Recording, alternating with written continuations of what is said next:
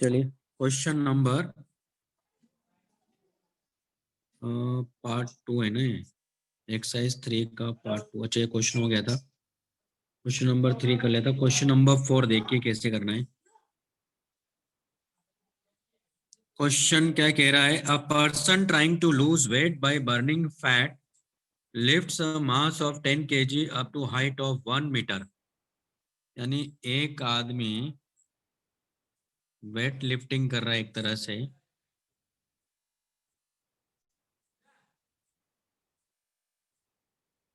ठीक है, ये ग्राउंड है, और मास ऑफ 10 kg, ये 10 kg मास है। हाइट कितना, 1 मीटर तक, कितना 1 metre, 1000 times, 1000 times. Assume that the potential energy lost each time he lowers the mass is dissipated.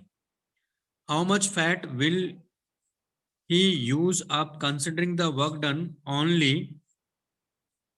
How much fat will use up considering the work done only when the weight is lifted up? साथ में कह रहा है कि fat supplies this of energy per KG. कितनी energy supply कर रहा है वो, 3.8 इंटू 10⁻⁷ जूल पर केजी। इतनी energy energy supplied by fat है, एनर्जी सप्लाइड बाय फैट है। और ये कह रहा है कि which is converted to mechanical energy with 20% efficiency rate. ठीक है, तो is converted to mechanical energy with 20% efficiency rate। तो 10 kg को 1 मीटर तक 1000 टाइम्स तक लेके जाता है।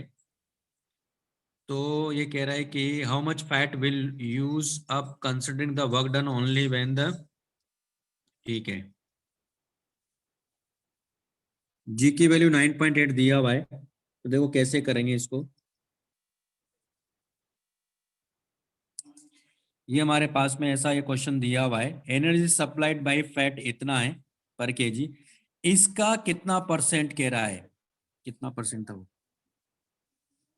इसका कितना परसेंट, 20% यूज हो रहा है पोटेंशियल एनर्जी में ना। तो आप देखो कि कितने टाइम्स करा, 1000 टाइम्स, यानी ऊपर गया फिर आया, फिर ऊपर गया फिर आया, फिर ऊपर लेके गया फिर डाउन आया।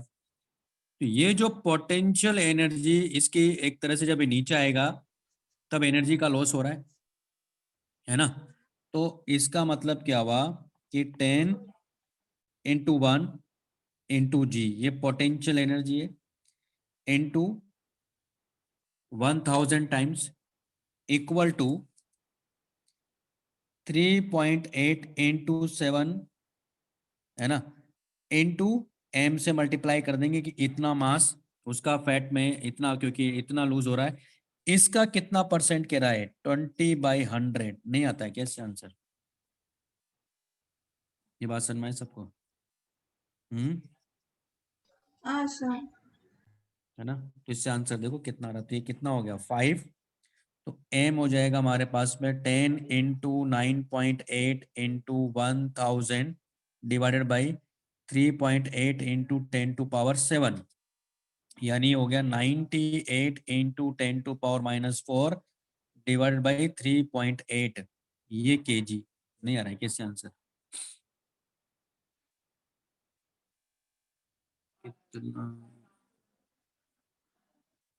तो 98 डिवाइडेड बाई 3.8, तो ये आ रहा हमारे पास में 25.789 इंटू 10⁻⁻, यानी ये आंसर आना चाहिए। क्या आंसर दिया भाई इसका, एक मिनट, इसने एक चीज और बोली है अपने को।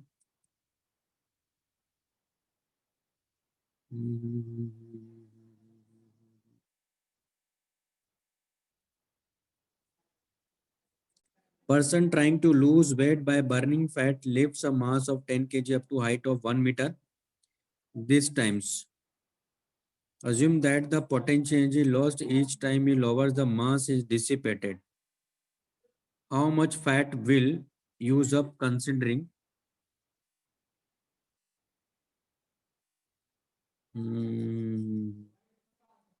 एक मिनट.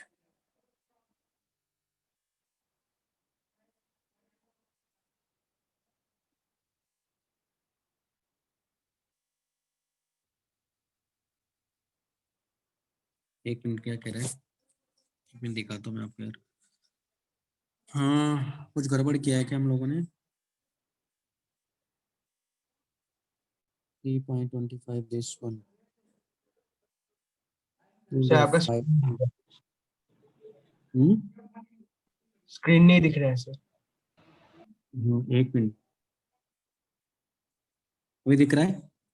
तुम्हारे पास से कितना था? देखो 5 था नहीं यार. 5 से इधर मल्टीप्लाई करो, है ना? तो 5 से मल्टीप्लाई कर लेते हैं. कितना आ रहा है? इंटू 5 भी तो करेंगे ना. तो कितना आ रहा भाई? ये मल्टीप्लाई करेंगे तो आ गया यार 25.789 इंटू 5. यानी आ रहा हमारे पास 128.945 इंटू 10⁻⁻⁴ kg. हाँ, अभी देखो क्या कह रहा हूँ मैं. यहाँ तक क्लियर है सबको? ये वाला कॉन्सेप्ट उसको कैलकुलेट किया मैंने तो कितना आ रहा है? ये आ रहा है. यानी कितना आ रहा है? एक तरह से 12.8945 इंटू 10⁻³ kg. ये मास, ये फैट बर्न हुआ है. तो लॉजिक समझ में आया सबको? सर एक और बार एक्सप्लेन कीजिए.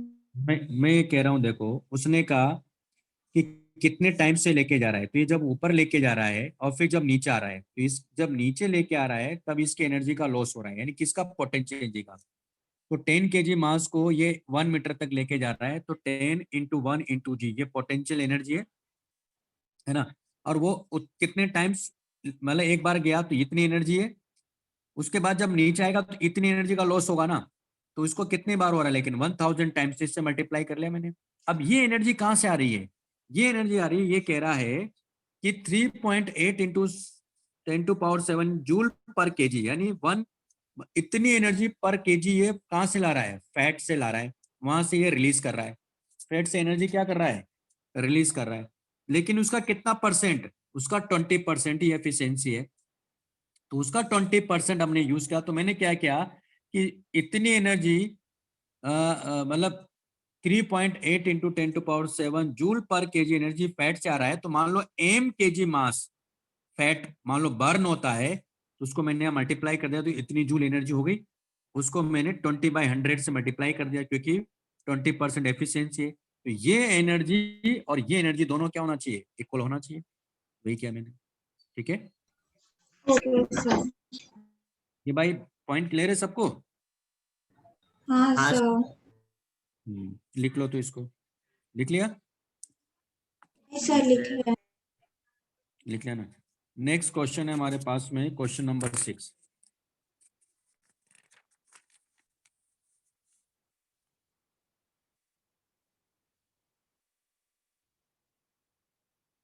एक minute.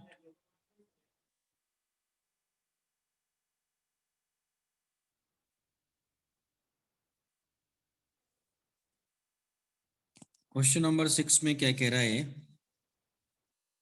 A body of mass अपने को दिया हुआ है m equal to 10⁻⁻² kg is moving in a medium and experience as a frictional force. यानी ये जो बॉडी है, इसको अगर इसकी वेलोसिटी इधर की तरफ है तो माइनस ये इंडिकेट कर रहा है इसको फोर्स पीछे की तरफ लग रहा है ना? माइनस ये इंडिकेट कर रहा है. इट्स इनिशियल स्पीड दिया हुआ है ना? t इक्वल टू 0 पर इसकी वेलोसिटी v0 है, 10 मीटर पर सेकंड है.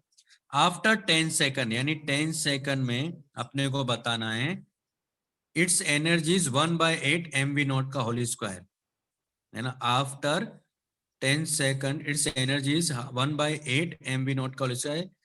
The value of k will be, k की वैल्यू अपने को बताना है. तो इसकी एनर्जी 10 सेकंड के बाद कितना हो जा रही है? 1/8 mv0 का होल स्क्वायर, और इनिशियल यहाँ एनर्जी कितनी थी, हाफ mv0 का होल स्क्वायर। हमें बताना है कि k की वैल्यू क्या है। तो देखो कैसे करना है, यहाँ देखिए अब आप, हमारे पास में इसका मास दिया हुआ है, ये अपने को एक फंक्शन दिया है कि फोर्स नेगेटिव साइन का मतलब वेलोसिटी के अपोजिट है। तो कह रहा है कि इनिशियली वेलोसिटी इसकी 10 थी यानी v0 थी, तो ये इनिशियल काइनेटिक एनर्जी होगी, और किसी इंस्टेंट पर t इक्वल टू 10 सेकंड पर इसकी काइनेटिक एनर्जी हाफ mv0 का होल स्क्वायर रह गई। ओके, तो हम क्या करेंगे, इसका जो एक्सेलरेशन है ना वो इधर की तरफ मानेंगे वेलोसिटी के डायरेक्शन में। तो ma इक्वल टू आप लिखोगे माइनस mv स्क्वायर, f को ma लिखोगे, जो कि क्या हो जाएगा माइनस के वी स्क्वायर होना ही है। ओके, और हमारे पास टाइम दे रखा, तो इसको क्या लिख सकते हैं, M DV by D T equal to minus K V square. तो M DV by V square equal to minus K D T, और इसको इंडिकेट कर देंगे, इसको 0 से 10 करेंगे, या है ना, और इसको v नॉट टू v करेंगे। ओके, जहाँ v की वैल्यू यहाँ से निकाल लेंगे हम लोग v की वैल्यू क्या मिलेगी, हाफ mv स्क्वायर। तो हमारे पास ये आ जाएगा v इक्वल टू v0/2 आ जाएगा, यानी v0 से v0/2 हम लोग इंडिकेट कर देंगे। तो आप यहाँ देखो इसका क्या हो जाएगा, ये तो पूरा एक साथ है ना ऐसा, ये तो v0/2 है, तो इस तो m तो मास है, और ये इसका इंटीग्रेशन क्या होता है -1/v, v0 to v0/2 equal to minus K dt का t हो जाएगा। तो यहाँ तो 10 आ गया आंसर, और क्या, माइनस माइनस प्लस हो गया, तो m ये हो जाएगा 1/v0/2 minus 1/v0 equal to k into 10। तो ये कितना हो गया, m इंटू ये हो जाएगा हमारे पास में, सॉरी 2/v0 और 1/v0, तो 1/v0 equal to k into 10। बाकी आपको सब दे रखा है, m दिया हुआ है, सब दिया हुआ, तो k की वैल्यू यहाँ से मिल जाएगी। बात समझ में आ गई सबको? हाँ सर। हाँ सर। हाँ लिख लो इसको। सर ग्रुप में एक क्वेश्चन भेजा था। हाँ ठीक है, बताना है वो, यस सर। देखता हूँ, ये लिख लो आप।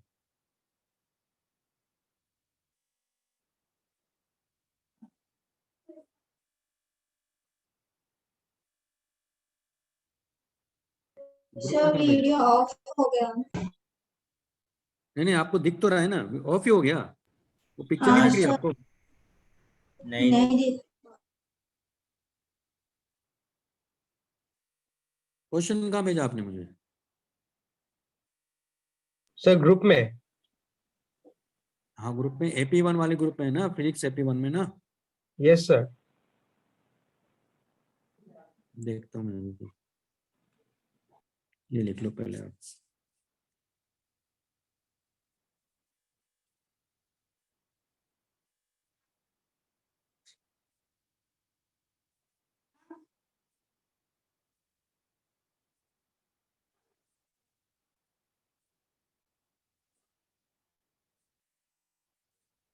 सर वापस भेजू क्या?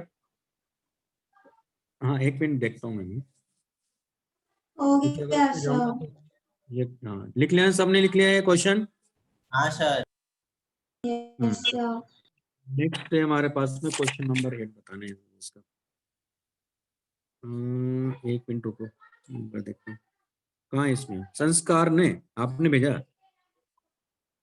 सर नहीं, अष्टादीश। नहीं नहीं, मुझे मिला ही नहीं। सर मैं वापस भेजता हूँ। हाँ भेजो आप। हाँ आया अभी, हाँ हो जाएगा।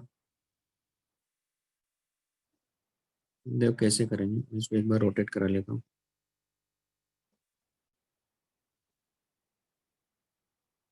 अभी करते हैं, पहले क्वेश्चन कर ले हम लोग। क्वेश्चन नंबर कौन सा है, 8 कर लेता हूँ मैं, इस क्वेश्चन पे आता हूँ।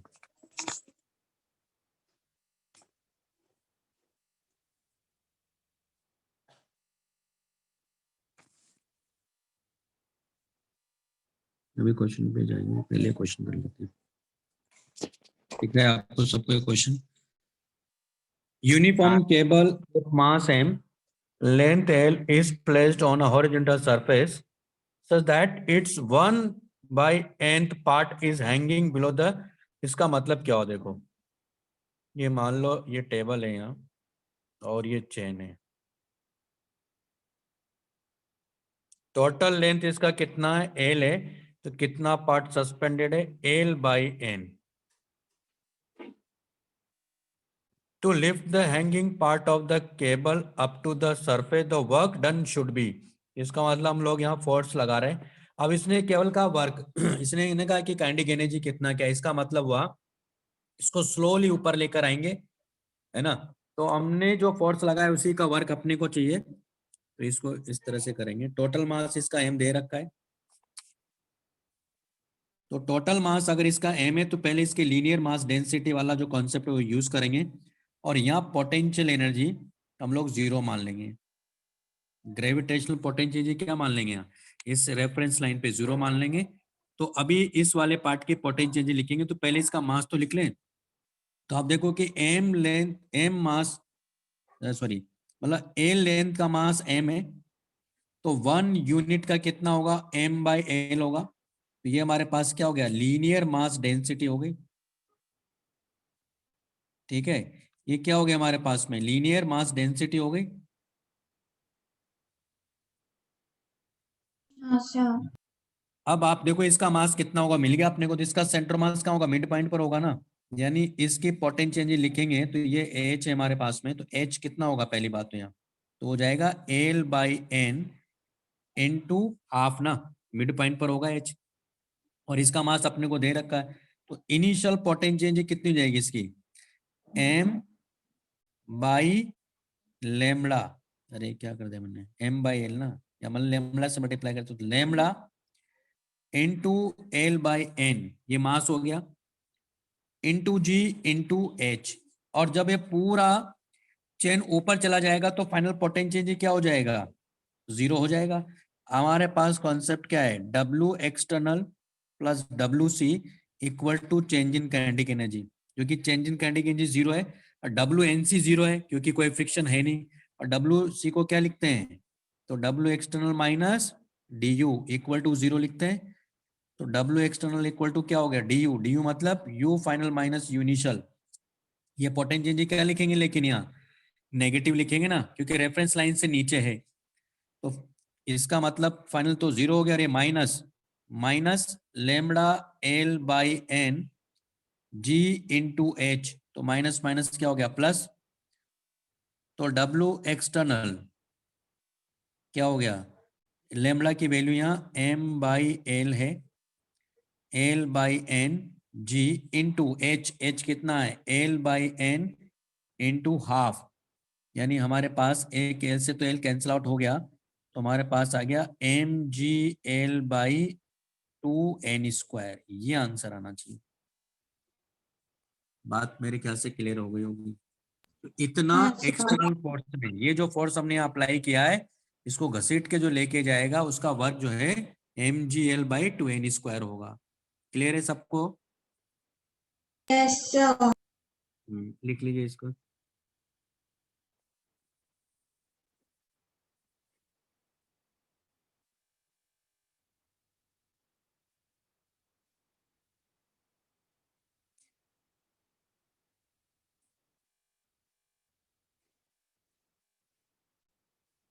हो गया लिख के सर. हो गया ना, अब वो क्वेश्चन करते हैं.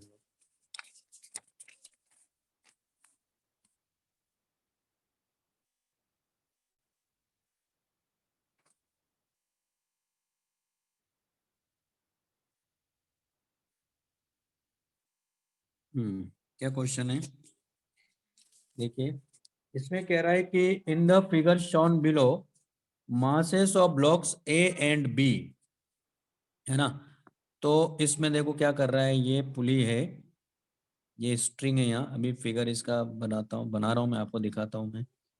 दरअसल यहाँ सपोर्ट होगा इसको,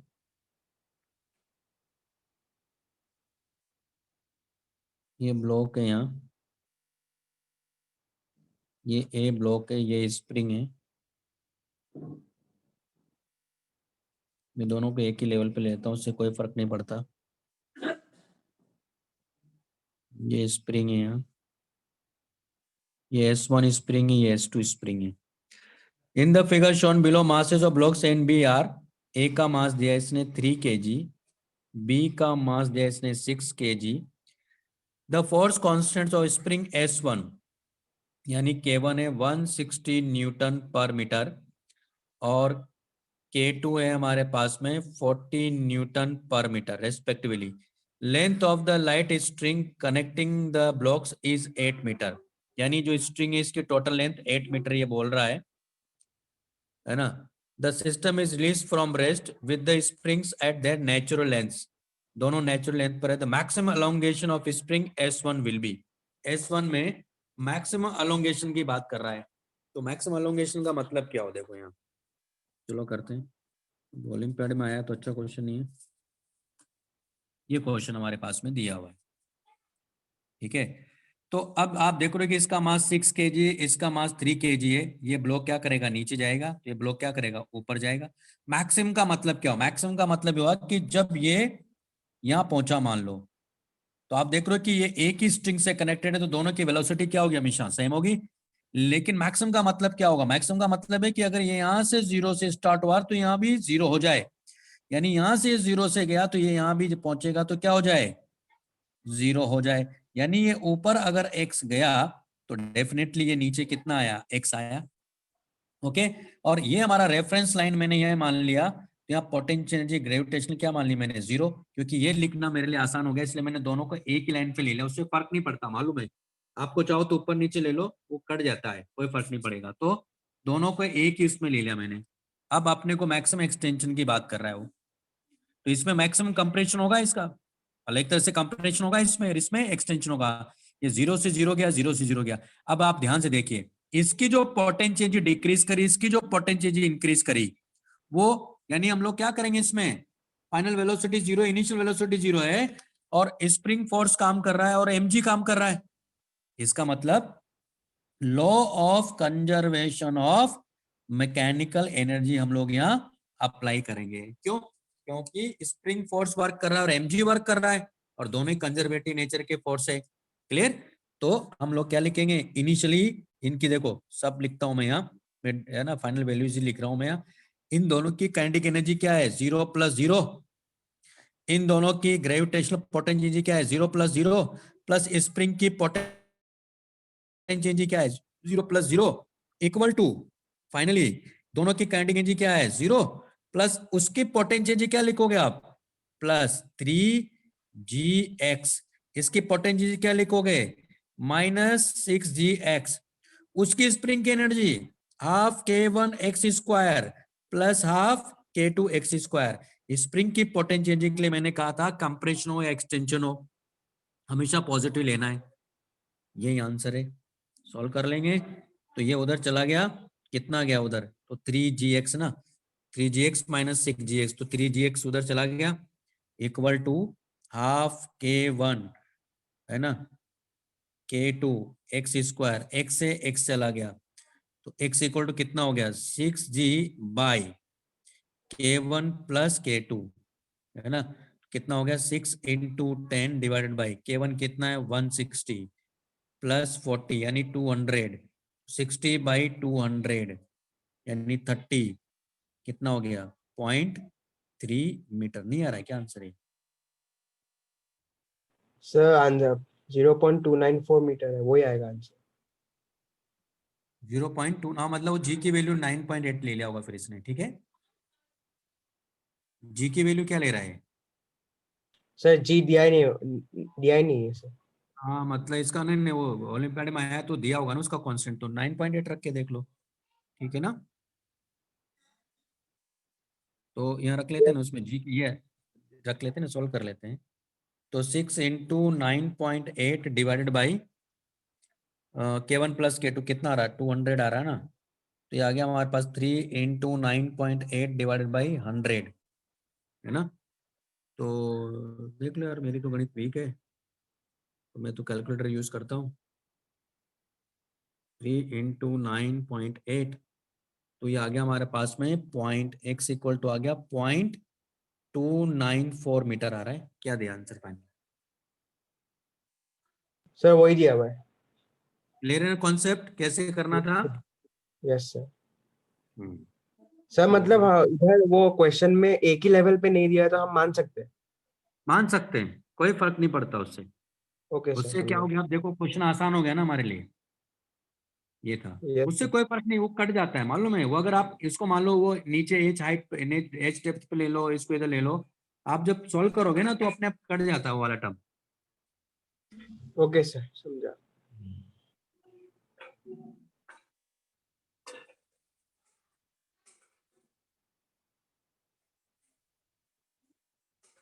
ये 160 न्यूटन पर मीटर है, ये 40 न्यूटन पर मीटर है। वो तो खैर वैल्यूज दिया हुआ है आपको, लिख लीजिए।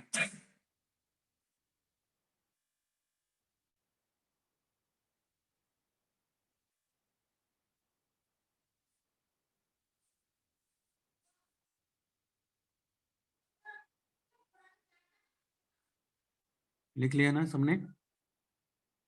Yes yes sir. हम्म। तो सर्कुलर मोशन में मैंने क्या क्या करवा दिया था आपको, एक मिनट में देख लूं। अच्छा रुको, एक मिनट देखो, वन नोट्स देख लेता हूँ कि क्या क्या करवाया था मैंने। सर काइनेमेटिकल इक्वेशंस करा दिए थे। काइनेमेटिक इक्वेशंस हो गया था ना? हाँ सर। अच्छा लास्ट टाइम भी हमने केवल क्वेश्चन से किए थे ना।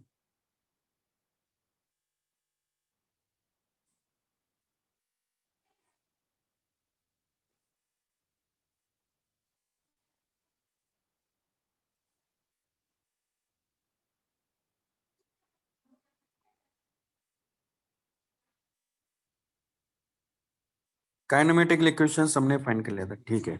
चलो क्वेश्चंस करेंगे ना, ये लिख लीजिए आप लोग फाइनली। हो गया लिखे। तो नेक्स्ट है हमारे पास में सर्कुलर मोशन।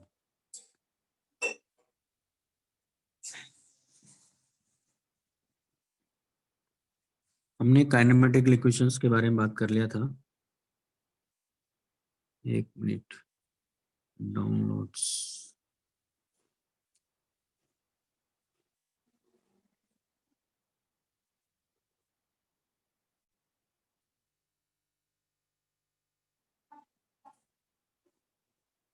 हम्म,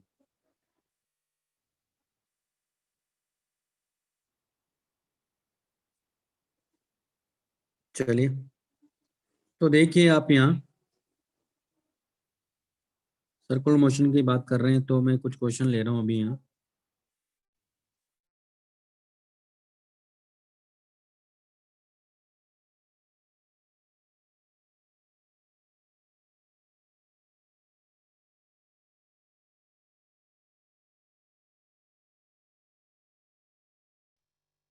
ये दिख रहा है आपको स्क्रीन?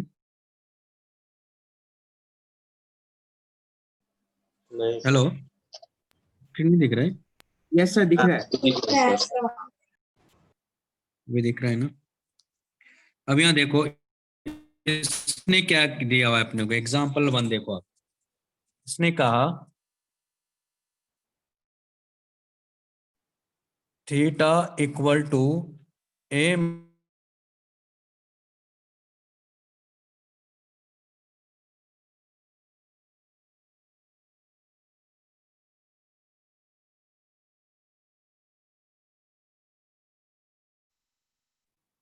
सर ये हमारे पास में दिया हुआ है। और हमने एंगुलर वेलोसिटी का फॉर्मूला क्या देखा था, omega equal to D theta by D T था। याद आ रहा है कॉन्सेप्ट? फॉर्मूला याद आ रहा है ना आपको? तो इसको हाँ डिफरेंशिएट कर देंगे। जब इसको डिफरेंशिएट करेंगे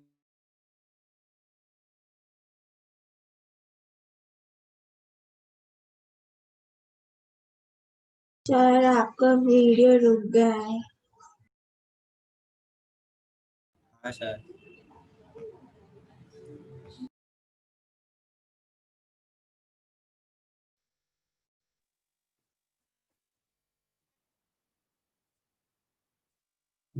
एक मिनट रुकिए, देखो मेरी आवाज आ रही है? नहीं आ रही? सर आ अभी गया। आवाज आ रही है, वीडियो रुका हुआ है बस, है ना? हाँ सर, सर आपका नेटवर्क बैंड लो दिखा रहा है। सिग्नल भी रेड दिखा रहा है सर।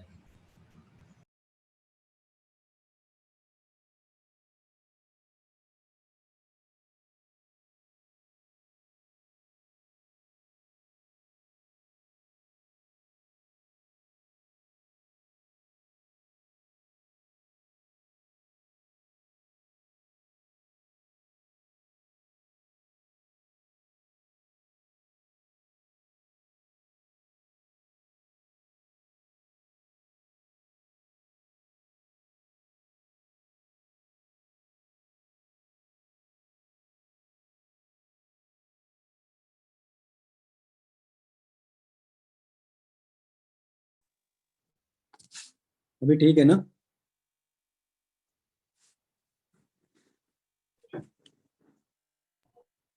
यस सर, अभी ठीक है।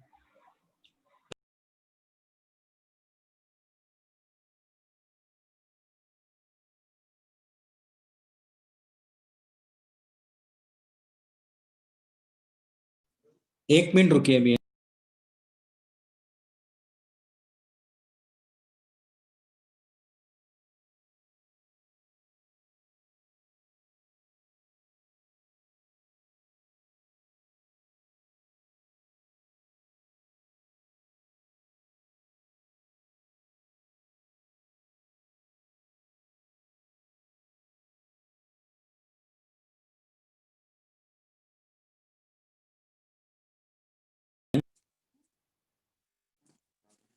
अभी हाँ ठीक है ना? ये वीडियो क्लियर दिख रहा है आपको? हाँ सर। हाँ। अब इसमें आप देखो, इसको डिफरेंशिएट करेंगे तो ए क्या है? कांस्टेंट है, बी भी कांस्टेंट है, सी भी कांस्टेंट है। तो ये आपको क्या मिलेगा यहाँ? माइनस बी प्लस सी कांस्टेंट है, लेकिन ये क्या मिलेगा आपको? 2t। तो D omega by D T कितना आ गया हमारे पास में? ये आ गया 2ct माइनस बी। अगर ये पूछता इसका एंगुलर एक्सेलरेशन भी बताओ, find also find angular acceleration, इसका मतलब क्या हुआ? अल्फा इक्वल टू क्या होता है? सॉरी, ये D theta by D T, और ये इक्वल टू क्या? ओमेगा। और अल्फा इक्वल टू क्या होगा? D omega by D T. ये हो जाएगा हमारे पास में D T into D theta by D T. और इसको जब आप डिफ्रेंशिएट करोगे, किसको? इसको, तो हो जाएगा D by D T 2ct minus B. तो अल्टीमेटली अल्फा इक्वल टू क्या आ गया? d2 theta. वो ब्लर आ रहा है क्या? हाँ सर, ब्लर आ रहा था नहीं, सिग्नल कैसा दिखा रहा है? सर। अभी वाइट हुआ, पहले रेड था। हाँ, अभी तो अभी दिख जस्ट रहा है ना? तो d2 theta by dt2 equal to क्या मिलेगा आपको यहाँ से इस इक्वेशन को देखते हुए? ये आ जाएगा 2c। तो इसका एंगुलर एक्सेलरेशन अपने को मिल गया। ठीक है ना? लिख लीजिए। कुछ नहीं किया मैंने, डिफरेंशिएट किया। देखो, omega equal to D theta by D T होता है, इसको डिफरेंशिएट किया टी के रेस्पेक्ट में। ओमेगा मिल गया मुझे 2ct माइनस बी। फिर मैंने इसी में पूछ लिया कि एंगुलर एक्सेलरेशन क्या है। तो एंगुलर एक्सेलरेशन क्या होता है? D omega by D T. Okay, D omega by D T हमारे पास में एंगुलर एक्सेलरेशन है, यानी the rate of change of angular velocity with respect to time is called angular acceleration. और फिर मैंने इसको एक बार डिफरेंशिएट कर लिया इस वाली क्वेश्चन को, तो हमारे पास ये आ जाएगा। ठीक है ना? हाँ सर।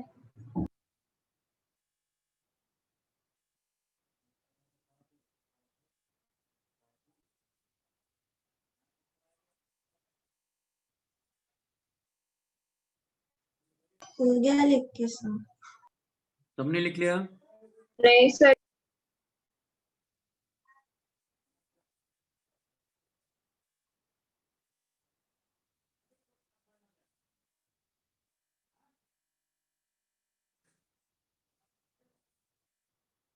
हाँ सर। नेक्स्ट हमारे पास में जैसे नेक्स्ट एग्जांपल क्या कह रहा है?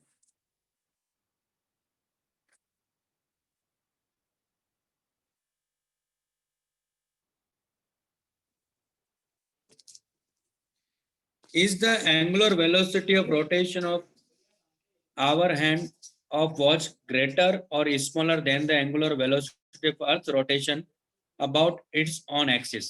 ठीक है, अब यहाँ एक चीज मैं क्लियर कर देता हूँ। दरअसल यहाँ जो एंगुलर वेलोसिटी है ना, वो हमारे पास में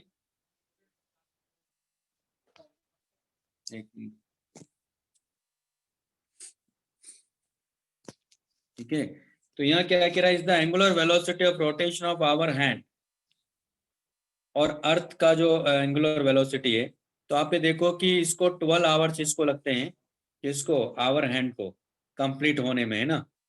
तो पहले एग्जांपल 2 के बारे में बात करते हैं, वैसे तो आगे इसके बारे में बात करना ही अच्छे से।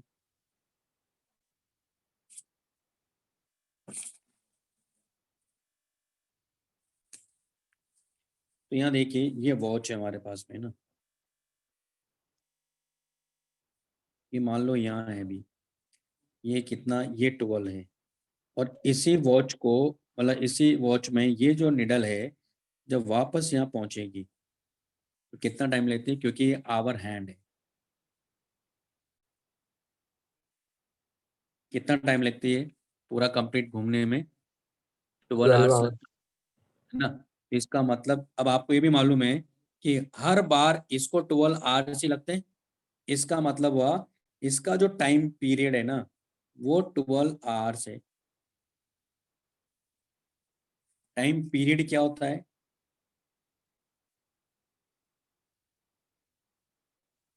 टाइम टेकन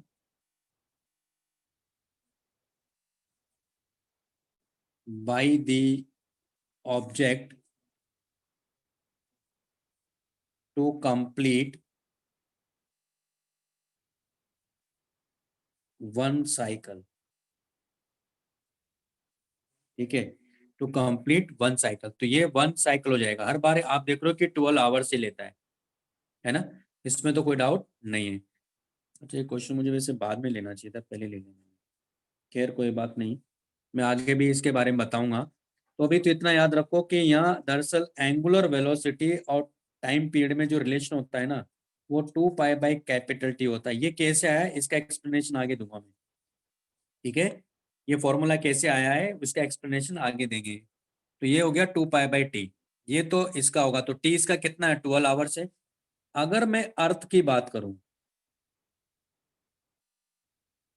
तो अर्थ को उसके एक्सिस के अबाउट रोटेट करने में कितना टाइम लगता है, 24 आवर्स। ये बात समझ में आ रही, पहले तो कितना टाइम लगता है उसको, 24 24 आवर्स लगते हैं।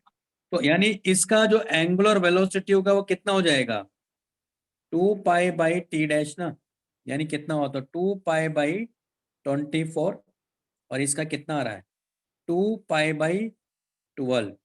तो ये है दरअसल रेडियन पर आवर्स, और इसका कितना है रेडियन पर आवर्स। कौन ज्यादा है यहाँ, यानी ओमेगा जो है ओमेगा डैश से क्या है, ज्यादा है।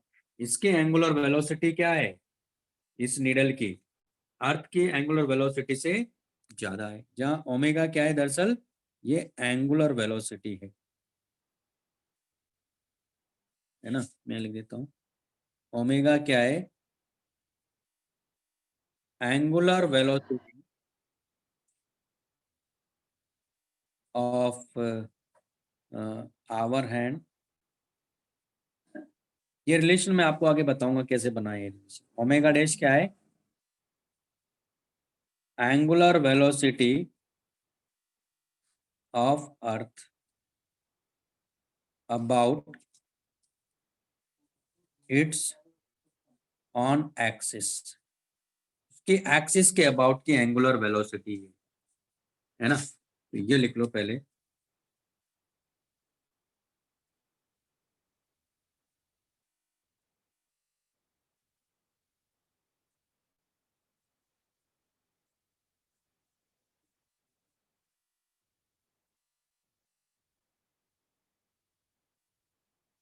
मेरी आवाज आ रही है ना। हाँ सर आ रही है।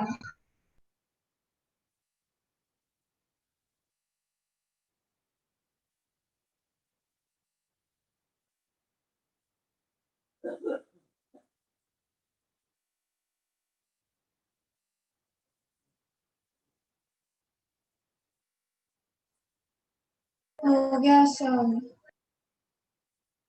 तुमने लिख लिया?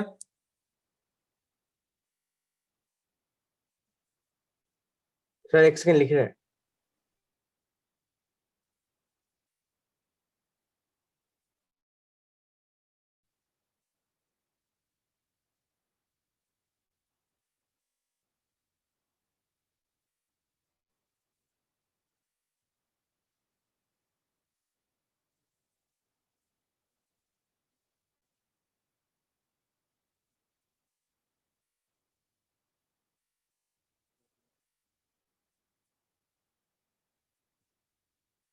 लिख लिया?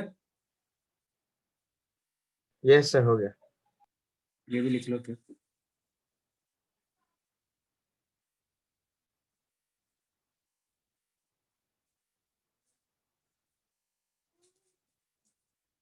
Angular velocity of our hand or omega dash angular velocity of earth about its own axis.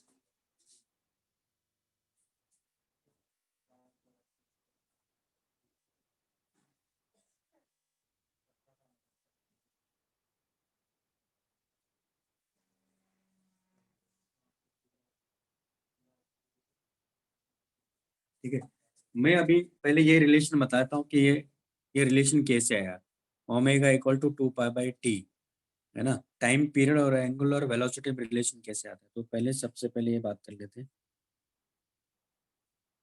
तो नेक्स्ट कॉन्सेप्ट हमारे पास में रिलेशन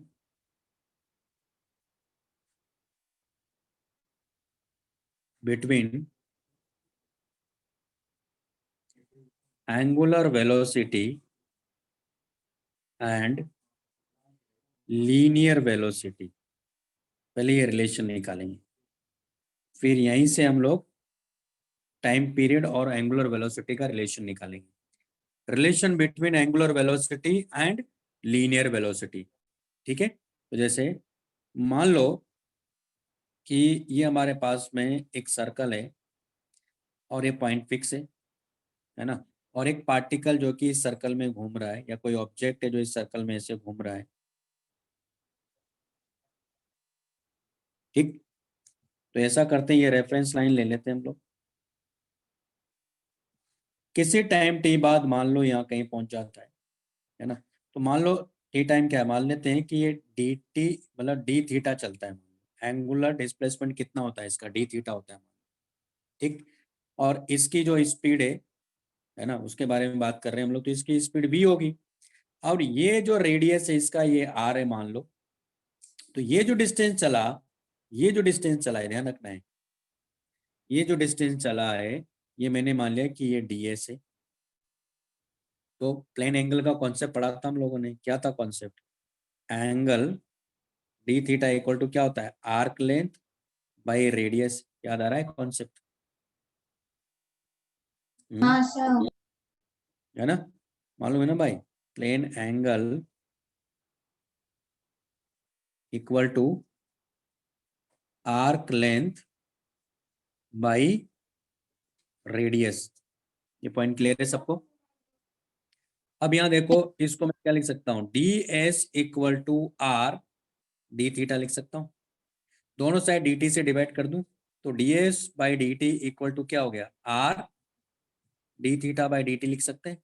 ये क्या है, ये दरअसल हम बात कर रहे हैं, ये क्या है, देखो एक्चुअल डिस्टेंस है ना, तो ये क्या हो गया, ये तो स्पीड हुई ना। यानी स्पीड इक्वल टू क्या हो गया, R into D theta by D T. क्या है यहाँ, ओमेगा है कि नहीं। यानी इन दोनों में जो रिलेशन है तो वो ये आ गया, v इक्वल टू ओमेगा, जो कि v क्या है यहाँ, स्पीड है ना। क्या है यहाँ, v स्पीड है, और ओमेगा क्या है। क्लियर है भाई सबको? स्पीड का मतलब क्या होता है, the rate of change of distance with respect to time is called speed. तो ये क्या हमारे पास में है, स्पीड है।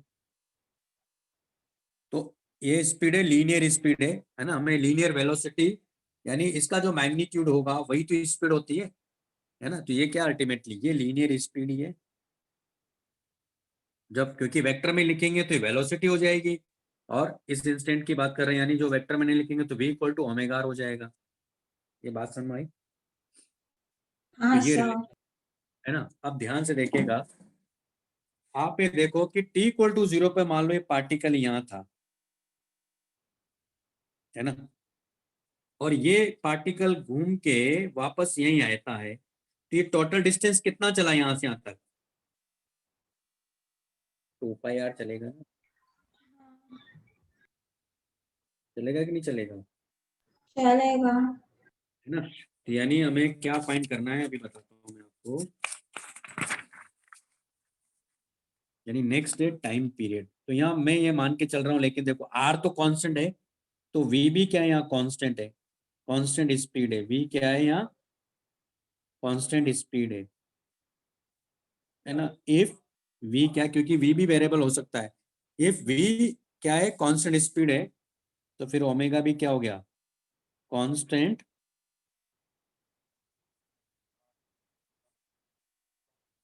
एंगुलर वेलोसिटी हो गया, है ना। ठीक, अगर स्पीड कांस्टेंट है तो इसको एक साइकिल चलने में कितना टाइम लग रहा है, क्योंकि यहां से देखो कि ये यहाँ है मान लो, तो यहां से ये स्टार्ट हो रहा है v स्पीड से, और ये इससे घूमता हुआ वापस इसी पॉइंट पे पहुंच रहा है। इसकी रेडियस जो है वो r है, तो टोटल डिस्टेंस कितना चला, 2 पाई r। और डिस्टेंस अपॉन स्पीड क्या होता है, टाइम ही तो होता है। ये बात समझ पहले, हाँ। है ना। तो ये क्या हो गया, यानी हर बार ये t टाइम कवर कर रहा है, क्योंकि स्पीड कांस्टेंट है। और आप ध्यान से देखो v बाई आर क्या था हमारे पास में, तो 2 पाई बाई ओमेगा आ गया ना, since v by R equal to क्या है, ओमेगा है ना। ये रिलेशन आ गया ना हमारे पास में। और ओमेगा इक्वल टू क्या हो गया, 2 पाई बाई कैपिटल T ना। भाई बात समझ में आ गई? हम्म, यस सर। ये ये लिख लो पहले।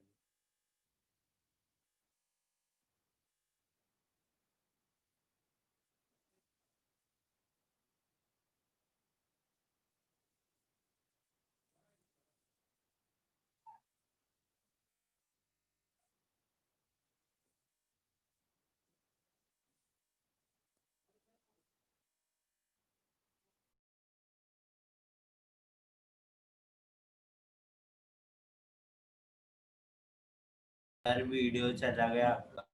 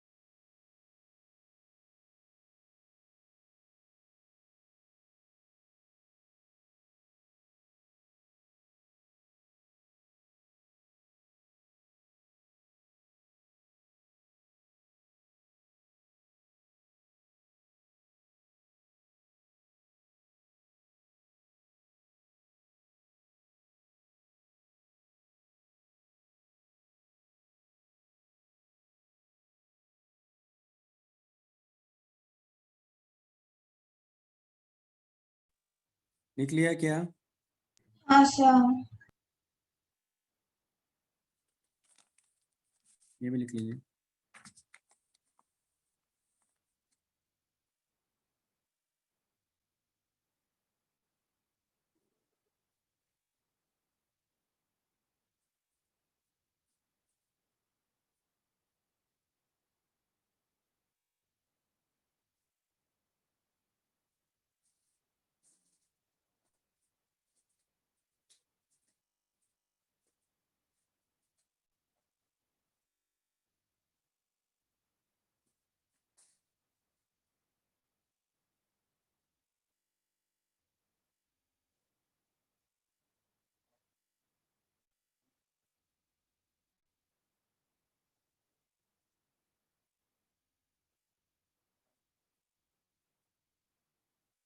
लिख लिया?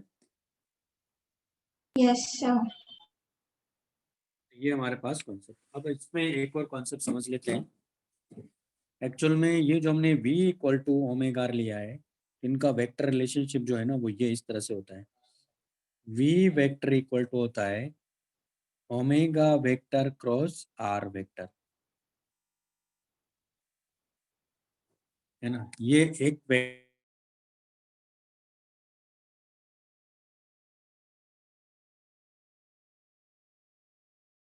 वेक्टर बाई dt लिख सकते हो,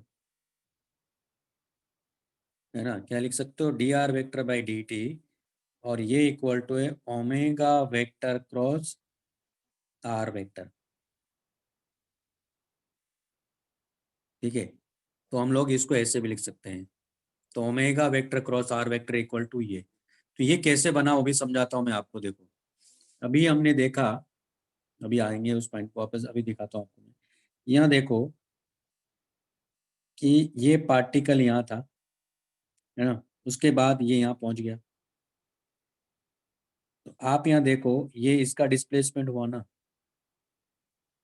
डी आर वेक्टर। और आपको याद है कि D R vector T tends to zero के लिए डी आर वेक्टर और डी एस वेक्टर, मतलब डी एस का जो मैग्नीट्यूड है, यानी डी आर वेक्टर का जो मैग्नीट्यूड है डी एस के इक्वल होता है ना। तो ये जो एंगल यहाँ गया, ये एंगल कितना है हमारे पास में?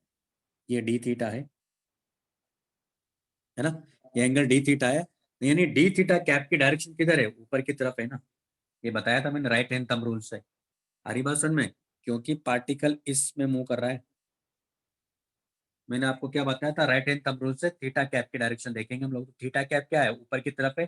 थीटा कैप अगर ऊपर है तो एंगुलर वेलोसिटी भी तो ऊपर हुआ ना।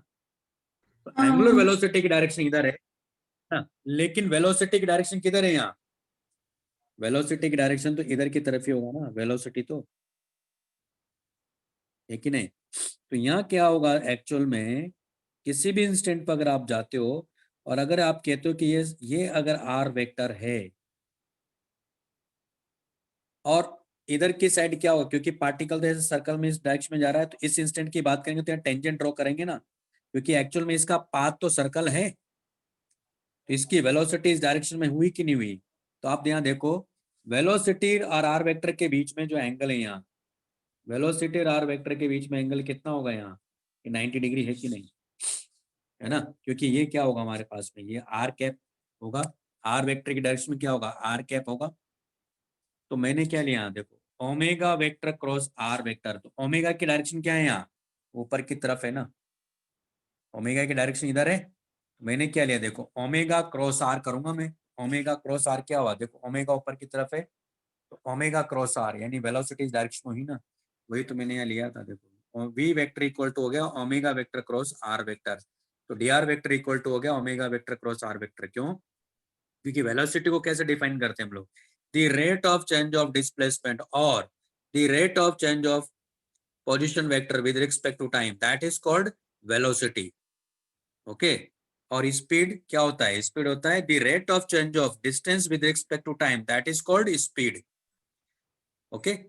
और इंस्टेंटेनियस स्पीड और इंस्टेंटेनियस वेलोसिटी का जो मैग्नीट्यूड है, ये दोनों क्या होते हैं? हमेशा इक्वल होते हैं। इस बारे में पहले बता चुके हम लोग। Yes sir. पॉइंट क्लियर हो गया सबको कि ओमेगा की डायरेक्शन इधर है, तो ओमेगा क्रॉस आर वेक्टर। समझ में आ रहा है? क्योंकि ओमेगा इधर है, आर वेक्टर इधर है, तो omega cross R vector right hand thumb rule से, तो वेलोसिटी उधर मिल रहा है। क्लियर है भाई सबको ये पॉइंट? Yes sir. लिख लो पहले। हाँ बोलो, लिखिए।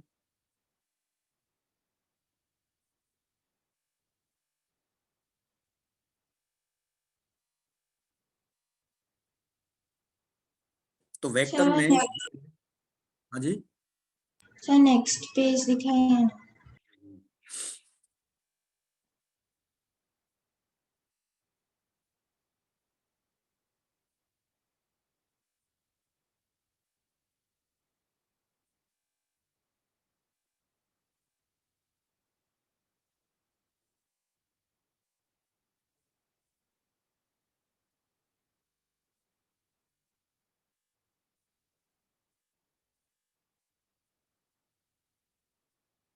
सर हो गया।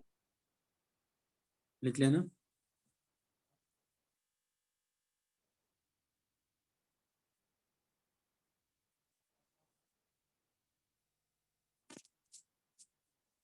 और ये हमारे पास में हो गया है।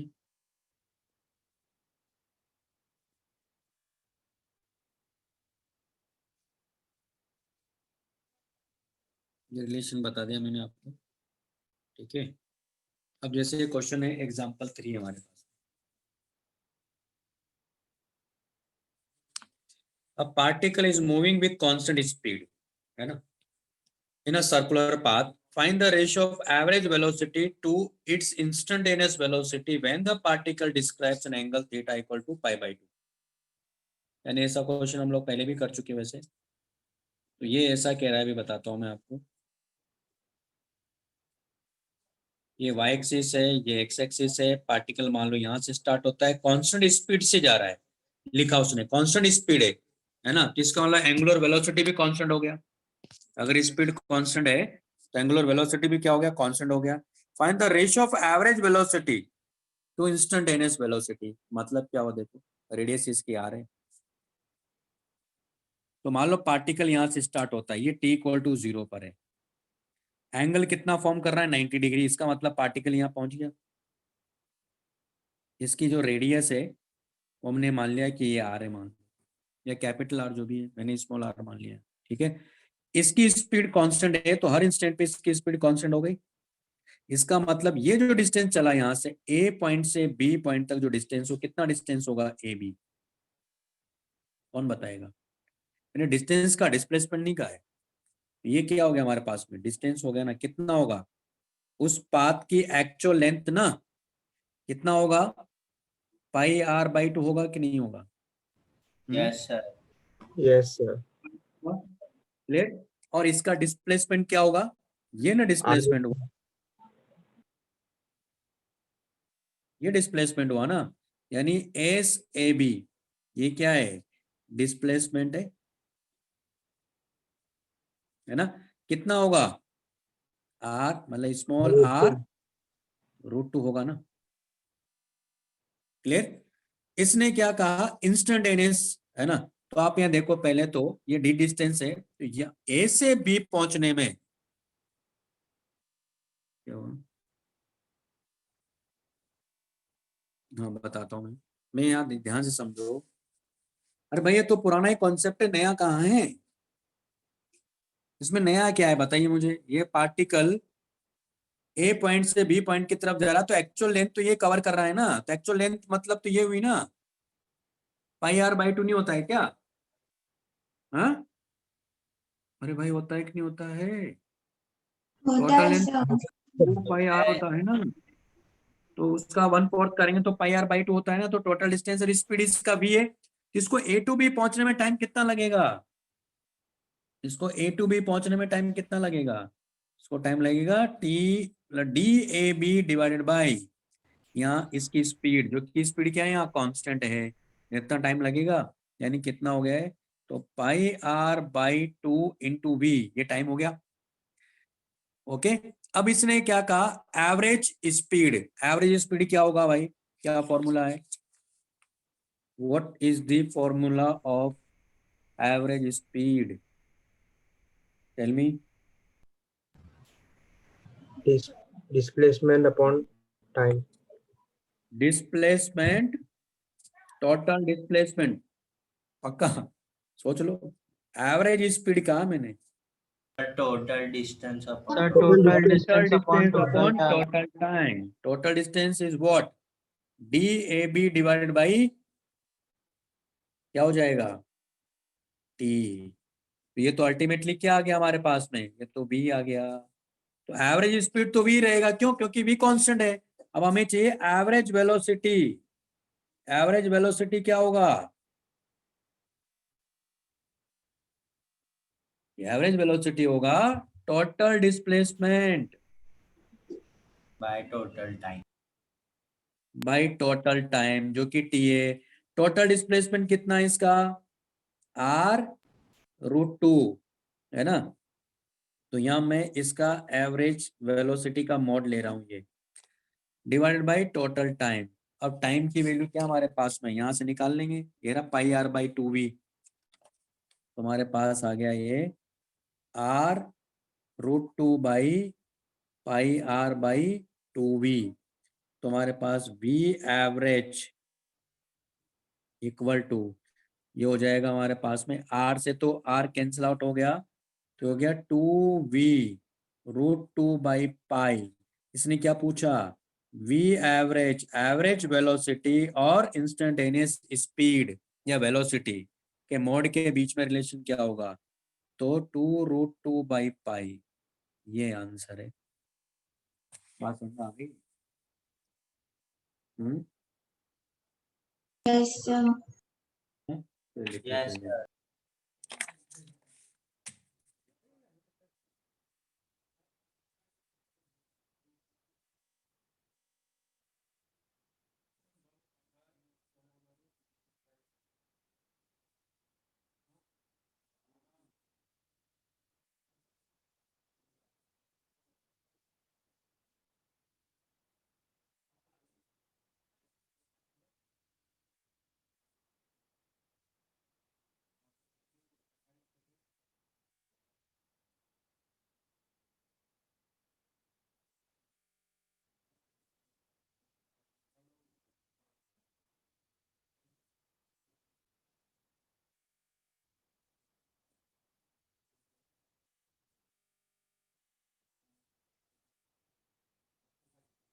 लिख लिया?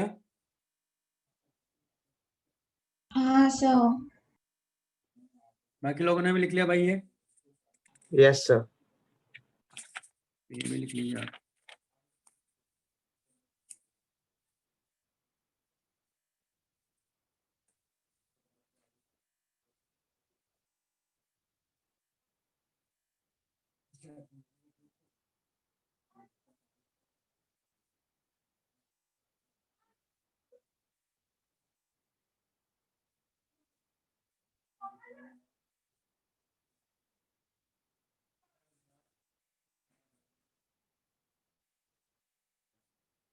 लिख लिया?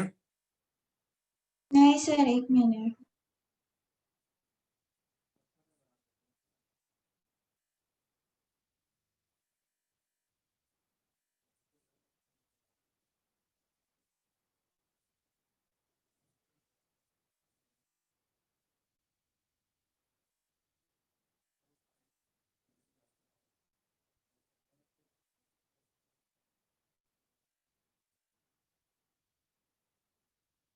हो गया सर।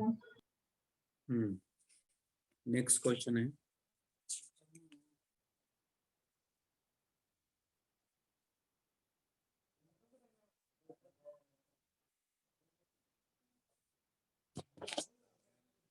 नेक्स्ट क्वेश्चन में क्या कह रहा है, a fan is rotating with angular velocity 100 revolution per second, then it is switched off, it takes 5 minutes to stop।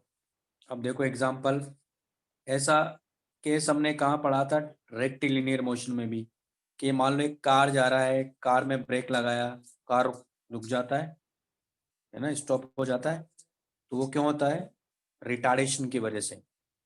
तो जिस तरह से हमने एंगुलर एक्सेलरेशन की बात कर रहे हैं, वैसे एंगुलर रिटार्डेशन भी होगा। जैसे लीनियर एक्सेलरेशन की हमने बात करी, तो वहाँ लीनियर रिटार्डेशन की भी बात करी है, तो यहाँ भी ऐसा ही है, एंगुलर एक्सेलरेशन है तो रिटार्डिंग एंगुलर एक्सेलरेशन भी होगा। ओके, तो वही क्वेश्चन है। तो इसमें हमारे पास में मान लो ये फैन है,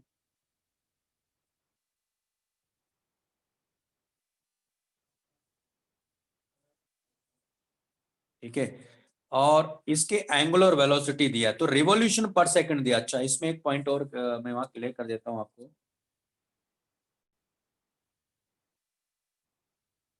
हमने टाइम पीरियड के बारे में बात किया था यहाँ, है ना, ये टाइम पीरियड था हमारे पास में, जो कि हम बात कर रहे थे कि ये कैपिटल टी हम लोग ले रहे थे, ये टाइम पीरियड था। उसी तरह एक होता है फ्रीक्वेंसी। फ्रीक्वेंसी का मतलब क्या है, यहाँ लिख देता हूं मैं।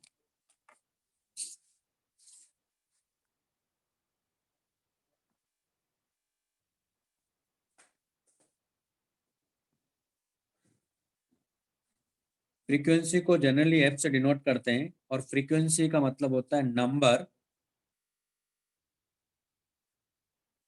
Of cycles, number of cycles per second. Okay, number of cycles per second, और इसकी वैल्यू होती है दरअसल 1/T, और ये इक्वल टू होता है ओमेगा बाई 2 पाई, क्योंकि हम बात कर चुके इसके बारे में। तो ओमेगा इक्वल टू होगा 2 पाई एफ और इक्वल टू 2 पाई/T। तो एक रिलेशन ये भी होता है, इस रिलेशन को भी याद रखना है। Number of cycles per second, है ना, यानी 1 सेकंड में कितने साइकिल कंप्लीट कर रहा है, तो एक्चुअली वो रेसिप्रोकल ऑफ टाइम पीरियड होता है। तो एफ इक्वल टू 1/T, क्योंकि 1 साइकिल में जितना टाइम लगता है वो कितना क्या है, टाइम पीरियड है ना। तो ये वहीं से आया है, तो लिख लो इसको भी।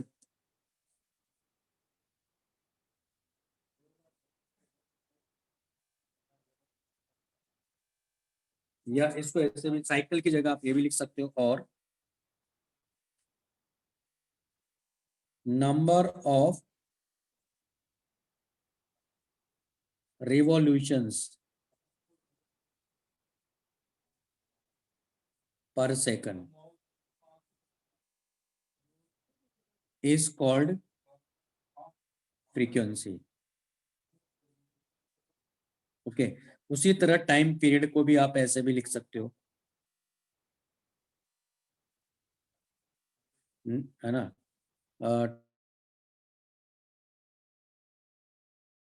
Time taken by the object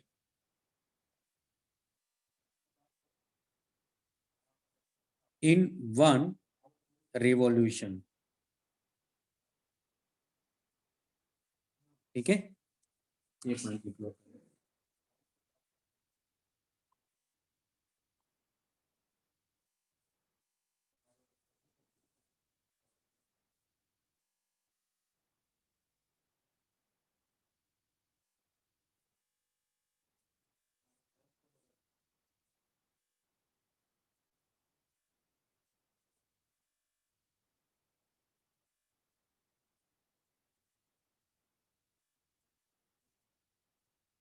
हो गया सर। लिख लेना। तो अब इसमें देखो, हाँ बोलिए। लिख रहे हैं। हम्म,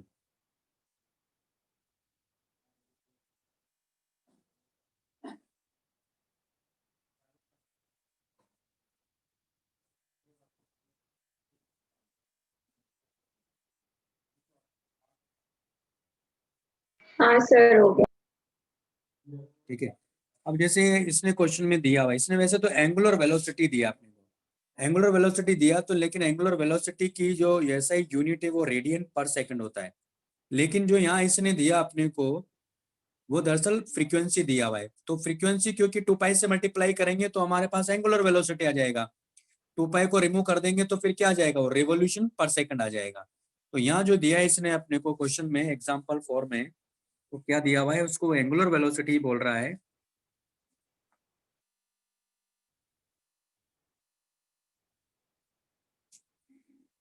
इस क्वेश्चन में कह रहा है a fan is rotating with angular velocity, यानी ये एक्चुअल में इसने एफ नॉट अपने को दिया हुआ एक तरह से, है ना। तो ये एफ नॉट इक्वल टू है 100 रिवॉल्यूशन पर सेकंड। जब आप एंगुलर वेलोसिटी की बात करोगे, ओमेगा नॉट में ले रहा हूँ टी इक्वल टू 0 की, तो हो जाएगा 2 पाई एफ नॉट। अभी दिखाता हूँ आपको मैं। तो 2 pi F naught, then it is switched off, it takes 5 minutes to stop। Okay, तो इट मीन्स यहाँ क्या है, एंगुलर रिटार्डेशन है ना। तो मैंने मान लिया कि ये इस डायरेक्शन में इनिशियली ओमेगा नॉट से रिवॉल्व कर रहा है, ओके, और 5 मिनट बाद स्टॉप कर जाता है। तो क्वेश्चन में क्या कह रहा, find the total number of revolution made before it stops. एक तो वो फाइंड करना है, दूसरा अज्यूम यूनिफॉर्म एंगुलर रिटार्डेशन, इसने क्या क्लियर कर दिया हो। Find the value of angular retardation, वो भी फाइंड करना है। Find the average angular velocity during this interval. ठीक है, तो इसमें जो भी आंसर इसने दिया है रिवॉल्यूशन में दिए हुए हैं, है ना। इसको पहले मैं रेडियन में निकालूंगा और उसको मैं 2 पाई से डिवाइड कर देंगे। देखो कैसे करना है, बताते हैं। 5 मिनट में जाके स्टॉप हो रहा है। तो एक पॉइंट और क्लियर कर देता हूं मैं यहाँ, क्योंकि इसने कहा कि एंगुलर रिटार्डेशन अगर कांस्टेंट है तो हमारे पास में काइनेमेटिक इक्वेशंस है, omega equal to omega naught plus alpha T, और theta equal to omega naught T plus half alpha T square, omega square equal to omega naught whole square plus 2 alpha theta, है ना। Theta क्या है यहाँ, ये radian में। लेकिन अगर मान लो मैं ओमेगा को एफ नॉट लेता हूँ, क्योंकि होना तो ये चाहिए था omega naught equal to 2 pi F naught, तो मैं यहाँ ओमेगा को अगर 2 पाई एफ लेता हूँ, ध्यान से सुनिएगा इस पॉइंट को, तो फिर अल्फा भी 2 पाई में ही आएगा। लेकिन अगर मान लो मैं यहाँ 2 पाई को रिमूव करके बात करता हूँ तो अल्फा किस में मिलेगा, क्योंकि अल्फा आना चाहिए, अगर ओमेगा नॉट के टर्म में जाएंगे तो ये होगा रेडियन पर सेकंड स्क्वायर। लेकिन यहाँ क्या मिलेगा, अगर मैं एफ नॉट की वैल्यू लेके चलता हूँ तो ये वैल्यू मिलेगी मुझे, इसका यूनिट मिलेगा फिर रिवॉल्यूशन पर सेकंड स्क्वायर। 2 पाई मैंने रिमूव कर दिया क्योंकि हर एक में 2 पाई की टर्म मिलेगी अपने को, है ना। तो कोई बात नहीं, मैं पहले इसी से करके दिखा देता हूँ आपको, फिर आपको रिमूव करके दिखाऊंगा 2 पाई से कैसे इसको रिमूव करते हैं। ओके, तो देखो कैसे टाइम बताते हैं। इसमें टाइम कितना दिया, देखो t इक्वल टू 0 पर मान लो ओमेगा नॉट था, है ना, और फाइनली, है ना, इसको मैं यहाँ ले लेता हूँ, t इक्वल टू 5 मिनट, मतलब क्या हुआ 5 इंटू 60 ना, यानी कितना हो गया 300 seconds. After 300 second that fan will stop. Okay, then time हमारे पास में गिवन है, फाइनल एंगुलर वेलोसिटी हमारे पास में गिवन है, इनिशियल एंगुलर वेलोसिटी हमारे पास में गिवन है ना। एफ नॉट अपने को दे रखा है, तो यहां से क्या हो जाएगा 2 पाई इंटू 100, यानी ये क्या हमारे पास में है, ये रेडियन पर सेकंड, क्योंकि आपने 2 पाई से मल्टीप्लाई किया हुआ इसलिए रेडियन पर सेकंड इसको लिखेंगे। आई बात समझ में। लेकिन अगर 2 पाई रिमूव कर देंगे तो रेवोल्यूशन पर सेकंड लिखेंगे। इससे अपने को रिटार्डेशन मिल जाएगा कैसे, omega equal to omega naught plus alpha T, final velocity angular velocity 0, initial 2 pi into 100 minus, अब देखो चलो कोई बात नहीं, इसको प्लस लेने तो अल्फा अपने आप क्या आ जाएगा, नेगेटिव आ जाएगा, और ये कितना हो गया 300, यानी अल्फा इक्वल टू आ गया माइनस 2 पाई बाई 3, लेकिन इसको क्या लिखेंगे, रेडियन पर सेकंड स्क्वायर। और अगर मैं इसको ऐसे भी लिखूं, क्या लिखूंगा मैं, और अल्फा इक्वल टू -1/3, 2 पाई मैंने रिमूव कर दिया, तब इसको लिखेंगे रिवॉल्यूशन पर सेकंड स्क्वायर। मेरे ख्याल से पॉइंट क्लियर हो गया होगा मैं क्या कहना चाह रहा हूँ। ठीक है, इस पॉइंट का Yes. ध्यान रखना, यस सर। है ना। तो अपने को अल्फा मिल गया, और क्या चाहिए इसको, अल्फा के बाद क्या क्या वैल्यू चाहिए, फाइनली एंगुलर रिटार्डेशन मिल गया। Find the number of revolution पूछ रहा है, वो भी निकालते हैं। तो कैसे निकालेंगे, ये तो फर्स्ट पार्ट हो गया इसका, ए। बी पार्ट,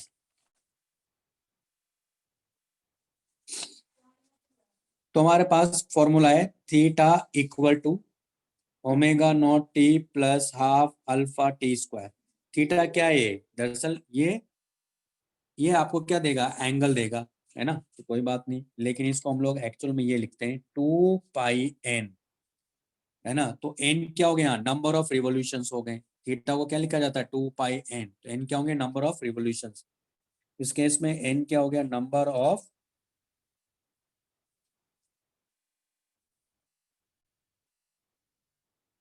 ठीक।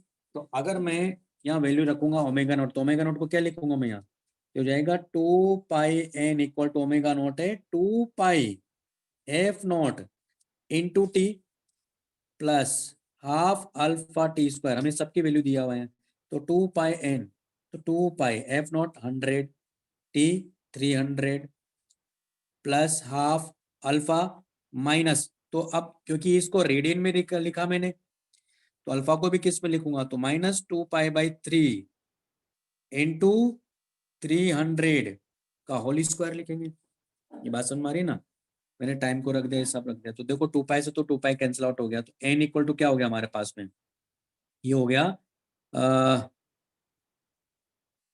कितना हो जाएगा, सॉरी 3 इंटू 10⁴ माइनस ये हो जाएगा 1/6 इंटू, ये कितना हो गया 9 इंटू 10⁴, तो हमारे पास हो गया ये 2 और ये 3, यानी अल्टीमेटली आ गया 3/2 इंटू 10⁴, यानी 30,000 divided by 2, यानी number of revolutions will be 15,000. Okay, that will be the answer. Clear है भाई सबको पॉइंट? यस सर, क्लियर है। लिख लो इसको। ये 300 का स्क्वायर है ना?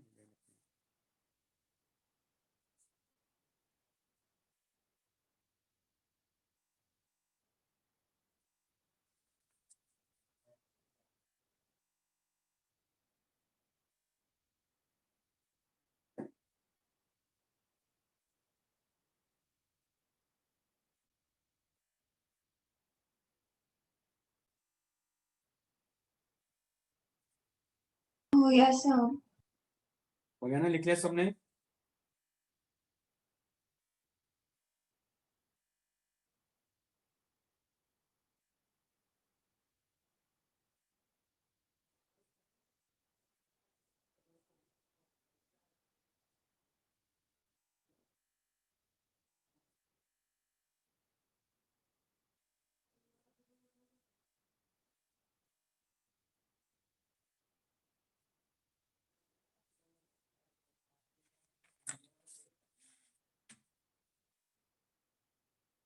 ये वाला ना?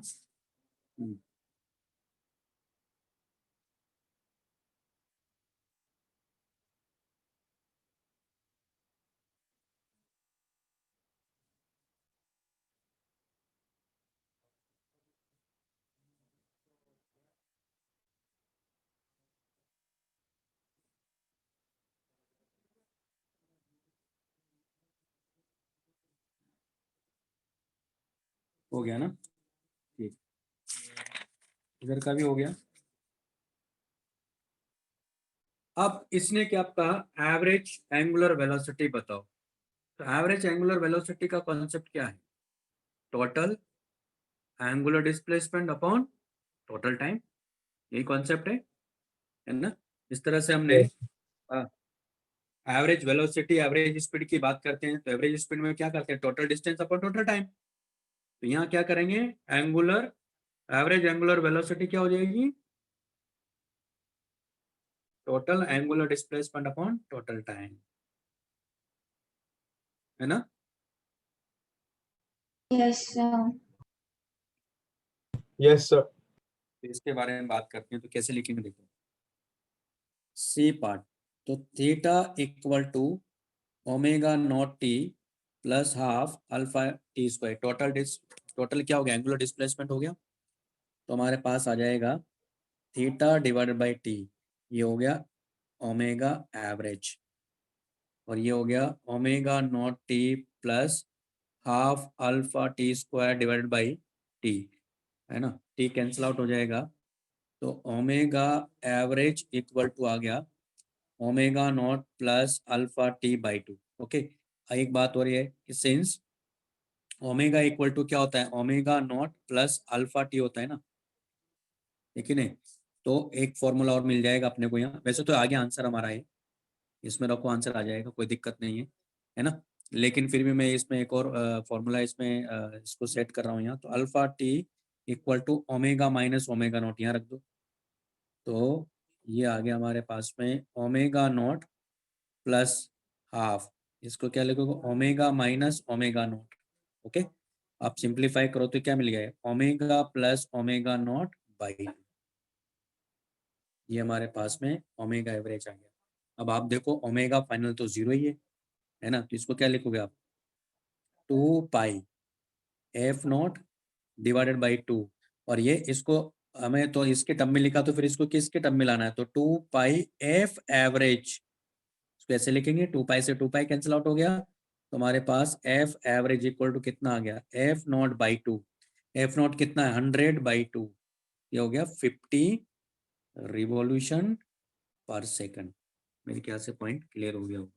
तो एक तो ये तो फॉर्मूला हमारे पास में है ही, ये तो बेसिक ही है, लेकिन जब भी एंगुलर एक्सेलरेशन कांस्टेंट होगा तब आप ये कॉन्सेप्ट यूज कर सकते हो।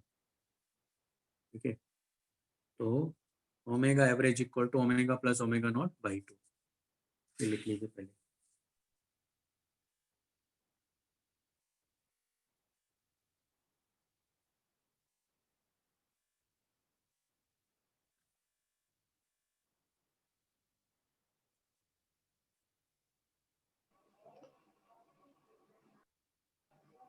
सर दूसरा पेज।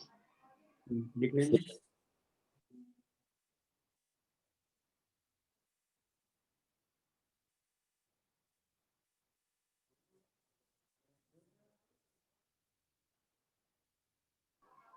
Yes sir.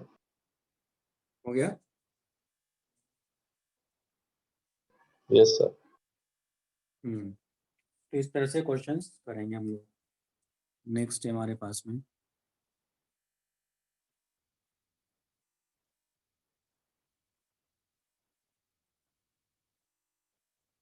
ठीक है, ये रिलेटिव एंगुलर वेलोसिटी का कॉन्सेप्ट बाद में देखेंगे, है ना, ये भी सब बाद में बताएंगे। चलो अब रेडियल और टेंजेंशियल एक्सेलरेशन का कॉन्सेप्ट पढ़ते हैं। पहले कॉन्सेप्ट उसका पढ़ते हैं, थोड़ा वेक्टर का कॉन्सेप्ट समझते हैं। देखो हमने वेक्टर आता ही है, तो मैं पहले आपको सेंट्रीपिटल जो एक्सेलरेशन होता है उसका डेरिवेशन बताने जा रहा हूँ, क्योंकि समझना जरूरी है वो एक्चुअल में आता कैसे है। ठीक है ना, तो नेक्स्ट कॉन्सेप्ट है हमारे पास में सेंट्रीपिटल एक्सेलरेशन। फिर हम लोग सेंट्रीपिटल एक्सेलरेशन और टेंजेंशियल एक्सेलरेशन इनका एक रिलेशन भी देखेंगे तो आगे चल के। तो नेक्स्ट है हमारे पास में सेंट्रीपिटल एक्सेलरेशन।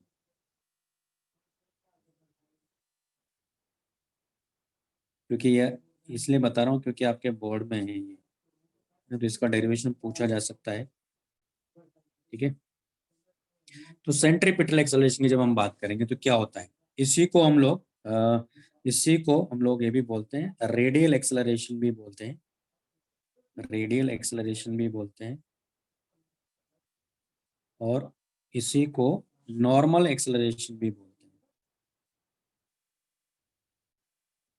क्योंकि अलग अलग नाम से दे दिया जाता है तो कंफ्यूजन नहीं होना चाहिए, है ना। तो ये है।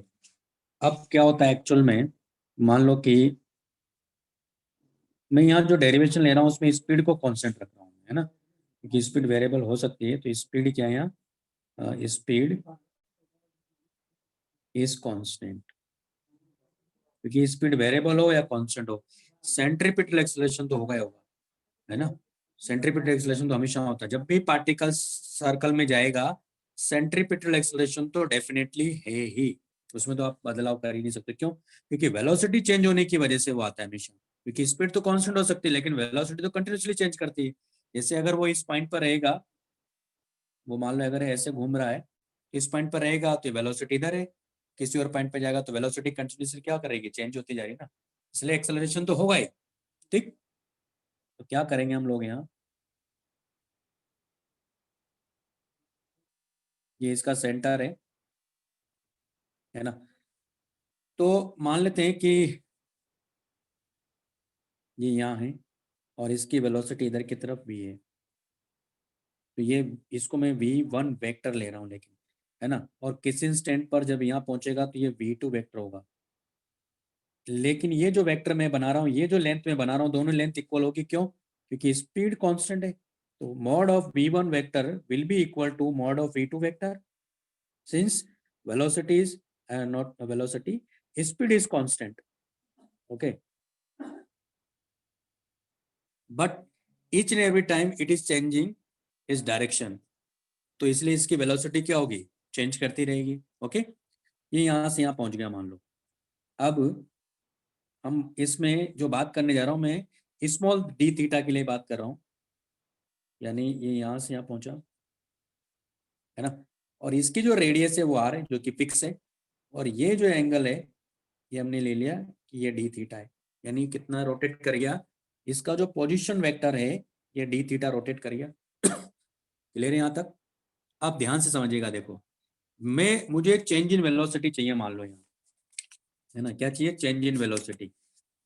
चेंज इन वेलोसिटी की जब मैं बात करूंगा तो क्या लिखूंगा मैं यहाँ, delta V vector equal to v2 vector minus v1 vector ही लिखूंगा, है ना। क्या लिखूंगा, delta V vector equal to v2 vector minus v1 vector लिखेंगे। इसका मतलब क्या हो, देखो इसको आप ऐसे भी तो लिख सकते हो ना, यानी v2 वेक्टर इक्वल टू क्या है एक्चुअली में देखा जाए तो v1 vector plus delta v vector ही तो है, या इसको भी आप क्या लिख सकते हो, v2 vector plus minus v1 vector लिख सकते हैं। याद आ रहा है, हमने दो वेक्टर को सेपरेट किया था तो उसको हमने पहले एडिशन का कॉन्सेप्ट सीखा था, इस सब्ट्रैक्शन का कॉन्सेप्ट में मैंने इसको क्या लिया था, एक तरह से नया वेक्टर माना था, तो प्लस माइनस v1 वेक्टर एक नया वेक्टर हो गया। इन दोनों का क्या कर रहे हैं एक्चुअल में देखा जाए तो वेक्टर एडिशन कर रहे हैं हम लोग, है ना, यही ना, ये पॉइंट ले रहे हैं भाई सबको। हाँ Yes. सर। Yes, sir. तो अब यहाँ ध्यान से समझना, देखो यहाँ देखो पहले ये क्या था, ये v वेक्टर इधर है, यानी v1 वेक्टर इधर है, और v2 वेक्टर जो है हमारा वो इधर कहीं है, लेकिन इस v1 वेक्टर की और इस v2 वेक्टर की लेंथ तो इक्वल है, इसको ये यहाँ कहीं है, तो हमने क्या क्या चेंज किया ना यहाँ, तो क्या करते हैं वेक्टर को हम लोग उसके पैरेलल कहीं भी शिफ्ट कर सकते हैं, ये मालूम है कॉन्सेप्ट सबको। तो अगर मैं उस वेक्टर को यहाँ शिफ्ट करता हूँ या इसको एक्सटेंड करता हूँ, यहाँ देखो इसको पीछे एक्सटेंड करो, इसको पीछे जब आप एक्सटेंड करोगे तो कहाँ जा रहा है, ये इधर कहीं जा रहा है, इधर है ना, ये वेक्टर किधर जा रहा है, इधर, और इस वेक्टर को इधर एक्सटेंड करो तो ये वेक्टर किधर जा रहा है, एक तरह से इधर जा रहा है कि नहीं जा रहा है, ये लॉजिक समझना है पहले। हाँ सर। यहाँ देखो आप, ये एंगल कितना है, 90 डिग्री है ना, और ये एंगल देखो ये भी 90 डिग्री है, और ये एंगल डी थीटा है, तो ये एंगल कितना होगा यहाँ, यानी कहने का मतलब ये है कि दोनों को टेल टू टेल रख सकते हैं ना हम लोग यहाँ। तो ये हमारे पास में v1 वेक्टर है, और ये हमारे पास में क्या है यहाँ, ये v2 वेक्टर है, दोनों वेक्टर को टेल टू टेल रख सकते हैं, है ना। हाँ टेल रखने के बाद देखो, यानी ये एंगल कितना होगा, क्योंकि ये एंगल कितना है यहाँ, ये वाला एंगल, ये एंगल होगा 90 माइनस और 180 माइनस। आपको मालूम है कॉन्सेप्ट, अगर इसको पीछे हमने बढ़ाया तो 90 डिग्री, ये भी 90 डिग्री, तो ये एंगल अगर डी थीटा है तो एंगल कितना होगा, ये वाला angle 180 minus d theta. 180 minus D theta. अगर ये 180 माइनस डी थीटा है तो फिर ये एंगल कितना होगा, ये वाला D। एंगल, ये डी थीटा होगा ना। इसका मतलब है v1 वेक्टर और v2 वेक्टर के बीच में एंगल कितना हो गया, डी थीटा हो गया। ये पॉइंट क्लियर है पहले, यस सर। है ना। और आप यहाँ ध्यान से देखो, अब ये क्या इंडिकेट कर रहा, v1 vector plus delta V vector का मतलब क्या हुआ, इसका मतलब डेल्टा वेक्टर इधर हुआ, डेल्टा वी वेक्टर इस वेक्टर से, इससे देखो v2 vector equal to v1 vector plus delta V vector है, तो v1 vector plus delta V vector equal to v2 vector होगा। क्या अप्लाई किया मैंने यहाँ, हाँ सर। कौन सा लॉ अप्लाई किया, Triangle law of its. Okay, ये क्लियर है। अब यहाँ देखो, इस वेक्टर की लेंथ और इस वेक्टर की लेंथ इक्वल है, अभी हमने बात करी नहीं यहाँ, ये इसको मैंने मान लिया कि ये v है, मान लो I assume that these two will be v, okay. तो क्या हो गया हमारे पास में, ये है हो गया v और ये v, वापस से triangle of addition sorry plane angle का कॉन्सेप्ट अप्लाई करते हैं। प्लेन एंगल का कॉन्सेप्ट में क्या हो गया, देखो ये लेंथ क्या हमारे पास में डेल्टा v है, तो delta v arc length by radius क्या है यहाँ v, क्योंकि v1 इक्वल टू v2 है मैग्नीट्यूड में, और ये इक्वल टू क्या लिखोगे आप, ये डेल्टा थीटा ले लो, इसको कोई दिक्कत नहीं, इसको डेल्टा थीटा ले सकते हो, ये लिख सकते हैं हम लोग, delta theta equal to delta V by V लिख सकते हैं। हाँ ये सर। सम, अगर ये समझ में आया तो delta V equal to V delta theta लिख सकते हैं। Yes sir. अगर मैं डेल्टा टी से यहाँ दोनों साइड डिवाइड कर दूं, delta V by delta T equal to V delta theta by delta T, ऐसा लिख सकते हैं। आप ये देखो ये क्या है, ये एक्सेलरेशन ही तो है। और यहाँ देखो ये delta theta by delta T क्या है, ये ओमेगा ही तो है। चलो इसमें अभी नहीं लिखते हैं। मैं ये ऐसा कहूँ कि delta T tends to zero है तो क्या लगाएंगे, limit delta T tends to zero delta V by delta T, और ये इक्वल टू क्या हो गया, limit delta tends to zero V delta theta by delta T, और ये क्या हो गया हमारे पास में dv by D T equal to V, और ये क्या है D theta by D T. D theta by D T क्या है, ये ओमेगा ही तो है। तो हमारे पास dv by D T equal to क्या हो गया, v इंटू ओमेगा। और आपको याद है कि इन दोनों में रिलेशन क्या होता है, omega R equal to, since omega R equal to V होता है, यहाँ से ओमेगा की वैल्यू यहाँ रखो, क्या हो गया v into V by R. आप ये देखो ये D T by D T क्या है, D V by D T क्या है, V square by R, and that will be A C. आप कहेंगे सर इसको ए सी क्यों कहा आपने, क्योंकि डेल्टा वी की डायरेक्शन देखो यहाँ, डेल्टा वी की डायरेक्शन किधर आ रही है, देखो यहाँ डेल्टा वी की डायरेक्शन इधर की तरफ आ रही है, किधर, टुवर्ड द सेंटर। कैसे आ रही है वो भी समझाता हूँ वापस से। यहाँ देखो इस वाले कॉन्सेप्ट से इसको क्या लिख सकते हो आप, क्योंकि हमारे पास में ये क्या है, ये v2 वेक्टर है, ये क्या है, ये v1 वेक्टर है, माइनस से मल्टीप्लाई करेंगे तो ये क्या देगा आपको, इधर है माइनस v1 वेक्टर देगा। ये पॉइंट क्लियर है। ये एंगल हमने देखा कि ये डेल्टा थीटा था, ये एंगल हमने देखा 180 minus delta 180 minus delta theta है। आपको मालूम है कि ये वेक्टर और ये वेक्टर दोनों इक्वल है, इनका जो रिजल्टेंट आएगा वो इसका क्या होगा, परपेंडिकुलर एंगल बाइसेक्टर होगा ना, हाँ एंगल बाइसेक्टर होगा। अगर ये एंगल बाइसेक्टर है, यहाँ से देखो ये पॉइंट यहाँ इंटरसेक्ट कर रहा था, इसको आगे बढ़ाओ तो अल्टीमेटली डेल्टा वी वेक्टर किधर जा रहा है हमारे पास में, इधर जा रहा है कि नहीं जा रहा, टुवर्ड द सेंटर। यहाँ जो रिजल्टेंट आ रहा है वो डेल्टा वी वेक्टर ही तो है। इस वेक्टर किससे देख रहा हूं मैं, इन दोनों का रिजल्टेंट डेल्टा वी वेक्टर ही तो है, और वो किधर जा रहा है देखो, टुवर्ड द सेंटर ही तो जा रहा है। और डेल्टा वी के करस्पॉन्डिंग ही तुम लोग एसी की बात कर रहे हैं, इसका मतलब ये एक्सेलरेशन क्या होगा, हमेशा टुवर्ड द सेंटर होगा ना।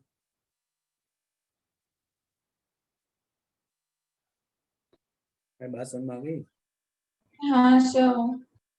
है ना। तो ये क्या हो गया हमारे पास में, ये आ गया रेडियल एक्सेलरेशन और नॉर्मल एक्सेलरेशन और सेंट्रीपिटल एक्सेलरेशन। तो whenever the velocity of an object is changing, then that acceleration will be towards the center. Okay, लिख लीजिए।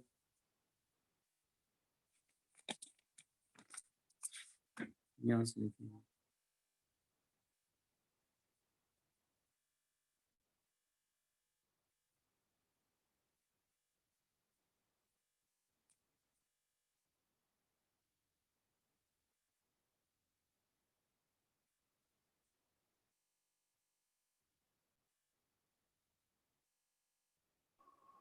हो गया सर। नहीं सर, एक मिनट।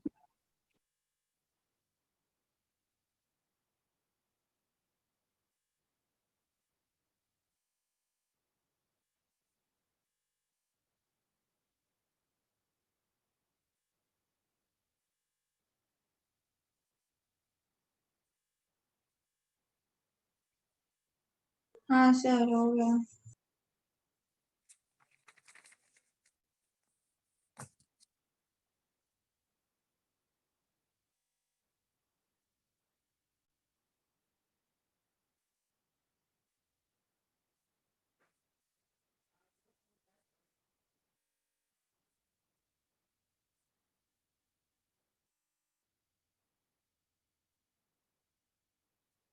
अच्छा, संडे को आपका कोई एग्जाम है क्या, नहीं है ना। हाँ सर। कौन सा एग्जाम है आपका? नहीं एग्जाम नहीं है। नहीं है ना, तो मॉर्निंग में क्लास रख सकते हैं ना संडे को तो। यस सर चलेगा। Yes, sir. है ना, सर कितने बजे? सुबह रख लेंगे, आप बताइए आप लोग, मैं तो 7:30 पे रख सकता हूँ। सर आपका क्लास संडे को 4 बजे। हाँ तो वही इसलिए कह रहा हूँ ना, मॉर्निंग में रख लेते हैं ना उस क्लास को। सर 9-10 बजे नहीं हो सकता? 9 बजे रखें फिर, हाँ 9 से 11। Okay sir. मॉर्निंग में कि जल्दी से फ्री जाते हो, चाहिए फिर दिन भर आपको होमवर्क करने का टाइम मिल जाता। अच्छा उठ नहीं पाते हो क्या आप? ऐसा करते 8 बजे तो उठ सकते हो ना? Yes Yes. सर। चलो कल डिसाइड करेंगे, वैसे भी कल है ना, कल भी क्लास है ना हमारी तो। वैसे तो याद रखो 8 से मतलब 8 to 10 रहेगा, है ना, चलेगा सर। Sunday Sunday. हाँ सर। सर हो गया लिख के। हो गया ना, ये भी लिख लो इधर।